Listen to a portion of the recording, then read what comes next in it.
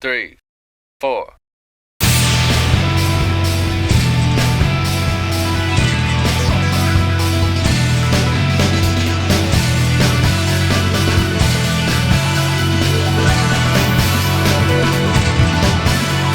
It's finally time to talk about Virtua Fighter 5 once again. Yes, the game from the mid-2000s where SEGA is legitimately milking the game even worse than when Capcom did it, than when Arc System Works did it, and possibly even worse than when French Bed is doing it with their Under Night in Birth games. Seriously, the game is the exact same shit since when I got the game on fucking PS3. I'm gonna call a spade a spade. It's the same damn game. But this time, I'm gonna focus solely on Virtua Fighter 5 Revo, which I actually found out stands for Revolutionary Entertainment, Version and Options.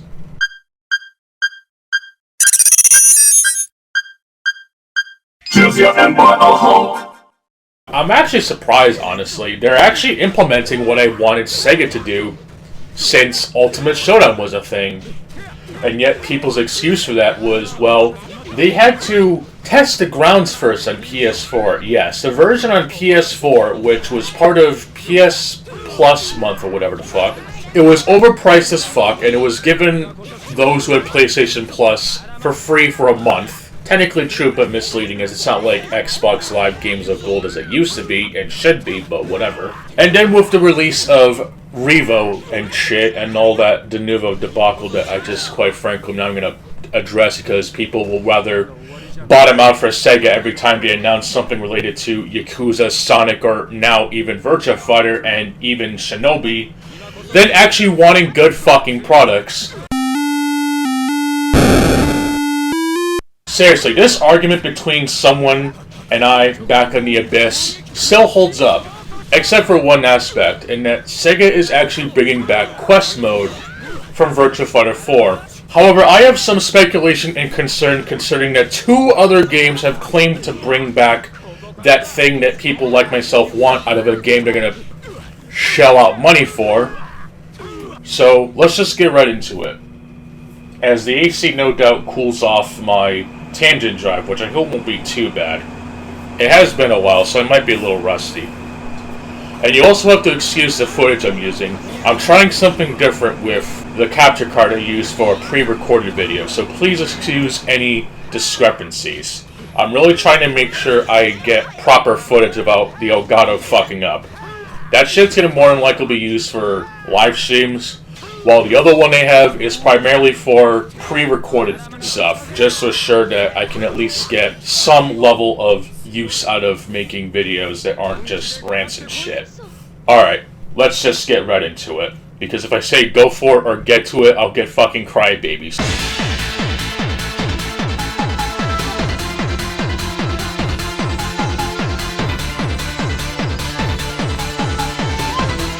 Fuck you. First of all, I actually want to commend SEGA for actually doing the thing that I actually wanted them to do with the return of Quest Mode.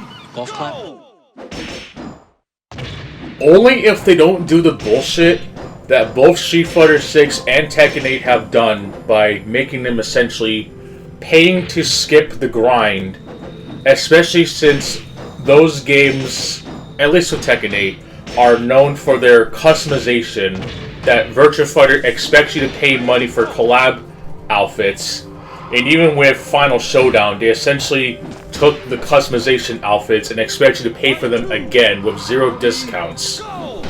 Man, FromSoft and Bethesda sure are looking generous by comparison, huh? But we're not going to talk about those stubborn fucks. We're going to keep it straight up Sega. Provided that this game does have a physical release, and they don't completely fuck up the Quest Mode, I will possibly be getting this secondhand. Preferably at a retro game store where they get all the money and none of the money goes to SEGA. Buying secondhand actually does help keep the morality at check, don't you know? Regardless of some bullshit, I'm actually curious as to how they're handling this. I did check very briefly in the Abyss, and no, I'm not unlocking that shit. There's a reason why I'm keeping that shit locked down, not locked in or not locked on, locked down, like crack down. I don't want to tarnish my mental health just for the sake of trying to win arguments against people who claim they know everything, but then claim that I don't know nothing. It's a double-sided bullshit argument I'm not even going to have.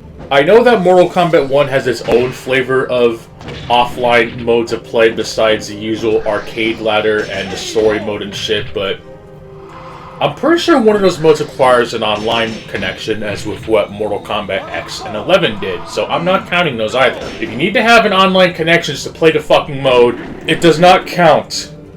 And I will never count it.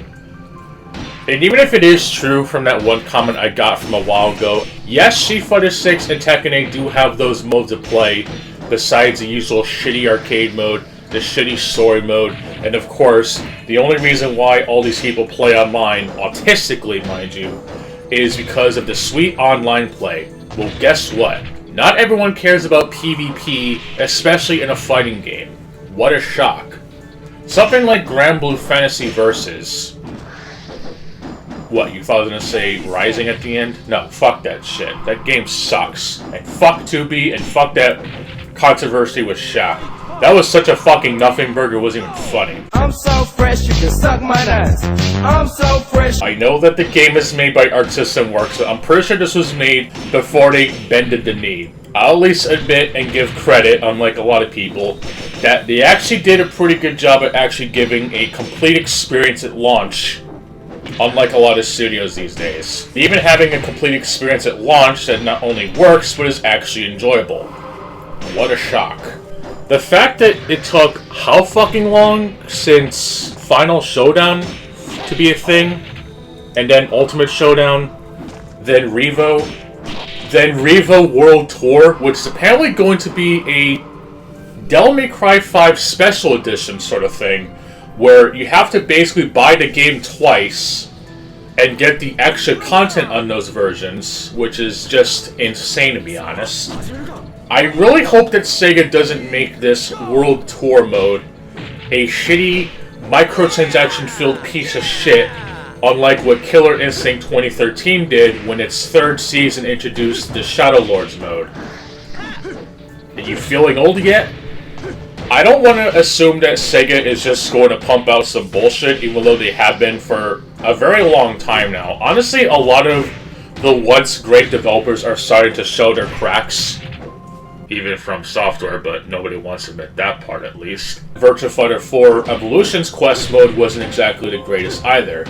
So much specific objectives, some of which are just borderline impossible unless you know the mechanics of Virtua Fighter 4 as a whole, and some just so mind-numbingly annoying as piss to even accomplish, even if you're not even that good at fighting games. It does get kind of boring after a while.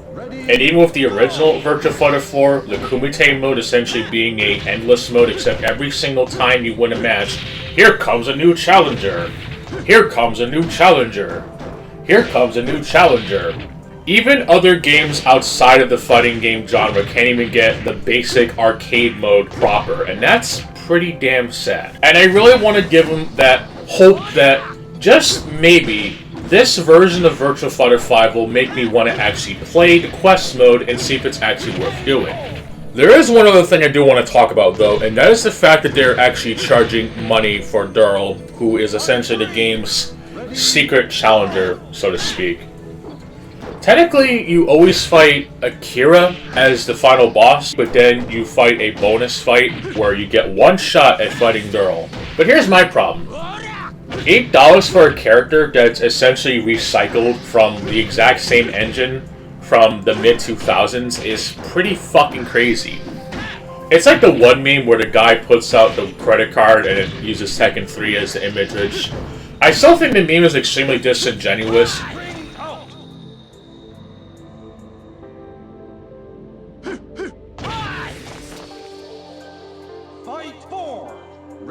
I think to a point it does make sense because essentially they pay money to unlock characters, and games like Guilty Gear Street Fighter 5 is kind of showing that. It's disgusting, personally, as to how much characters are in the game, but a good chunk of the roster is literally fucking DLC. They're making a character that was inconsistent throughout the games, whether it involved putting in the cheat code, which is actually what gave Durrell's name a thing, down, right, up, A plus left. What a twist! Getting all the 7 orbs in the Kumite mode, purchasing her with a crazy amount of points after beating Virtua Fighter 4 Evolution's quest mode, or even beating the game with everyone in Virtua Fighter 5, which, to be fair, there are other games that have done this similar requirement, except in Virtua Fighter 5 it is strangely more annoying than it is, for some reason. But then in Virtua Fighter 5 Final Showdown, you just have to beat the game once with any character and you're good to go. I don't think you have to beat Durrell. Now, I'm assuming they're charging money with this because Sega just has to make the money back after the bullshit with Sonic Origins Plus, but that could be completely schizophrenic thinking there, honestly. And I would expect them to pull what other developers have done by making a regular version of Durrell be playable. Hell, Namco kind of did that with Tekken Tag Tournament 2, where they have a boss version of Unknown who has some extra moves and is much stronger, but the one that's playable, quote-unquote, is not as strong, but I'm honestly not even sure if Unknown is tournament legal or even viable, but I do know that in Final Showdown there was a literal toggle for lobby matches to have her be selectable or not. And I'm sure as shit that she was disabled in ranked matches, considering that she's not meant to be a tournament legal character. Hell, her moveset is just essentially merging other characters, and she's kind of busted in her own special way. I don't care about that. You think that they would at least have her be playable in some aspect without needing to give Sega fucking money? And honestly, $8 for a Durrell is kind of crazy. I mean, you can even unlock Gil early in Third Strike Online Edition for $1. Just like the meme from RoboCop. $1. Fight 2! Ready, go! What started in 2021 is me ranting about the same old fucking shit with Sega. It seems they're finally coming to damn near full, complete circles with actually having the very thing I wanted. But I really hope to God that Sega does not pull the same shit that other fighting games have done and can possibly get away with because they're made by the exact same company that have and could never do wrong. But hey, if all else fails, Soul Calibur 3 is getting a PS2 port on PS4 and PS5. Finally, The Rock has returned to SmackDown. I'm going to go back to playing Unsighted. Yes, I've been playing that. I hate the fucking Souls-like combat it has, but I can't help but actually like the damn thing, as it's actually a decent Zelda clone, and how people misconstrue it as a Metroidvania is anyone's guess. Even people will go as far as to say that Dark Souls is a Metroidvania. Or even games like Turok 2, the game with yellow paint in it, by the way, is a Metroidvania. I might actually do a video talking about Unsighted, and that's if I actually beat the game first. Properly.